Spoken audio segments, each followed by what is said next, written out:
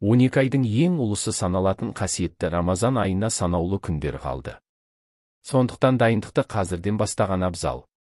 Алдымен ниет етіп, артық ойлардан арылып, тәрбие жағынан түзеліп, жаман сөз айтуға, адамдармен ұрсысып ренжісуге, балағаттауға, өсек айтуға болмайды. Үйіңіздің ішін сыртын тазалап, ұйқы режимін дұрыстаңыз және ас мәзіріне өзгеріс енгізіңіз. Жалпы ораза кезінде майлы және қуырылған тағамдардан, қанттан бас тартып, пайдалы әрі құнарлы тағамдарды жеген жөн.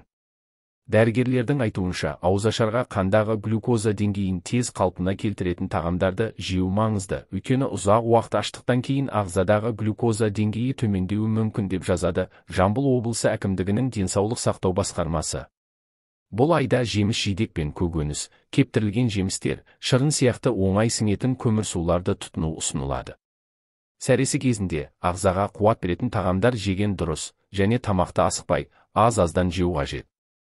Қарным ашып қалады деп, қатты тойып алмау керек және сәресі уақытына дейін бірнеше стақан су ішуге тырысу қажет. Егер су ішуді ұнатпасаңыз, айран, қантсыз компот, шөп шайларын, минералды су секілді сұйықтықтарды ішіңіз.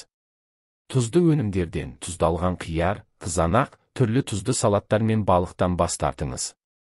Сондай-ақ ас мәзіріңізден тәттілерді, кондитерлік өнімдер, торт, тәтті бәліштер алып тастаңыз. Себебі бұлар ағзаңызды әлсіретіп, қарныңызды тез аштырады. Рамазан айында тәттілерді көбірек қолдану қан қысымыңызды көтереді. Тек ауызашардан кейін 2-3 сағаттан соң ғана тәттілердің